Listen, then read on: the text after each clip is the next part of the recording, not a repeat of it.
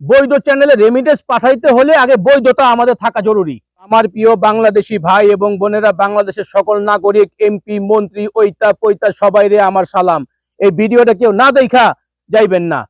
আমরা জানি সারা বিশ্বের মধ্যে 1,20,00,000-এর বেশি প্রবাসীরা আছে। এর মধ্যে এই সৌদি আরবের মধ্যে প্রায় 28 লক্ষ কর্মী আছে।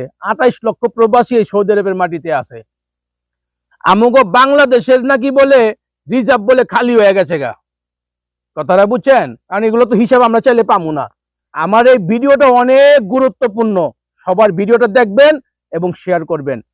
আমগো বাংলাদেশের সরকার, এমপি, মন্ত্রী, আমি আপনাদের কাছে কইতেছি আমার ভিডিওটার কথাগুলো মনোযোগ দিয়া শুনেন। আমগো বাংলাদেশের অর্থনীতি ভালো না, বর্তমানে অর্থনীতি বাজার অনেক মন্দা। আপনারা জানতেছেন প্রবাসীরা, অধিকাংশ প্রবাসীরা হুন্ডির মাধ্যমে টাকা পাঠাইতেছে, ব্যাংকের মাধ্যমে টাকা পাঠাইতে পারতেছে না বা পাঠাইতেছে না। এগুলোর কারণ কিন্তু আপনারা কখনো খুঁজেন না, কখনো খুঁজেন না।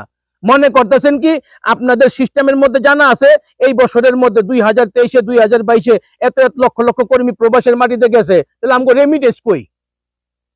মানে আপনারা বাংলাদেশের বইয়া অনলাইনের ভিতরে সিস্টেম দেখতেছেন এতগুলা লোক গেছে, রেমিটেন্স কই? হায় হায়, তাহলে সবাই কি ফুন্ডিতে টাকা পাঠায়?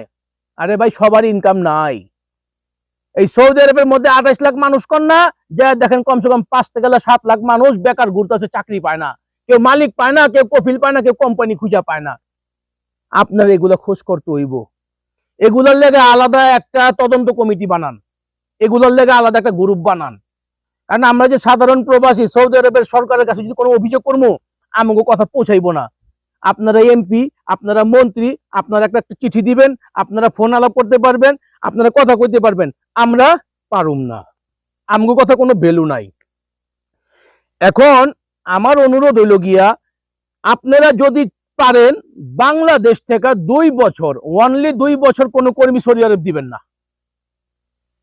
কথাটা খারাপ লাগতে পারে সবার কাছে, কিন্তু এই বিষয়টা লাখ লাখ মানুষের কথা চিন্তা করে আমার আজকে এই ভিডিওটা করা। বাংলাদেশ থেকে 2 বছর কোনো কর্মী পাঠাইবেন না, এটা আমার বাংলাদেশের সরকারের কাছে, বাংলাদেশ সকল সদস্যের কাছে আমার অনুরোধ এবং সকলের কাছে অনুরোধ। এই যে মানুষগুলো যে রেমিটেন্স পাঠাইতে পারতেছে না, কখনো এগুলো আপনারা তদন্ত করেন নাই। আজকে আমি বিষয়গুলো জানাইতাছি, ভিডিওটা অনেক গুরুত্বপূর্ণ, কথাগুলো শুনে যান। এবং সৌদি আরবের মধ্যে যে সকল কর্মীগুলা যে 2022, 2023 এবং 2024-এ যে আইছে, খবর লন কতজন লোক চাকরি পাইছে, এরা কি বৈধ অবস্থায় আছে কিনা? কারণ আপনারা জানেন বৈধ চ্যানেলে রেমিটেন্স পাঠাইতে হলে আগে বৈধতা আমাদের থাকা জরুরি। এই প্রবাসের মাটিতে আমাদের বৈধতা থাকা অনেক জরুরি। যদি আমাদের কাছে বৈধতা না থাকে, আমরা ব্যাংকে গিয়ে টাকা কখনো পাঠাতে পারবো না। এখন যদি প্রায় 5-6 লাখ মানুষ যদি বেকারত্ব অবস্থায় ঘুরে চাকরি করতে পারতেছে না বা চাকরি পাইতেছে না, এবং চাকরি করলেও অবৈধভাবে যদি চাকরি করে বা অবৈধ হয়ে যায়, সে এই মানুষগুলা ব্যাংকের মাধ্যমে টাকা পাঠানো কোনোভাবেই সম্ভব না। তাকে একটা মাধ্যম খোঁজ করতে হবে, কি? সেটা হলো হুন্ডি। এই জন্য বলতেছি, আমার এই ভিডিওটা বাংলাদেশের সবাইকে বলবো, ভিডিওটা বেশি পরিমাণ শেয়ার করেন।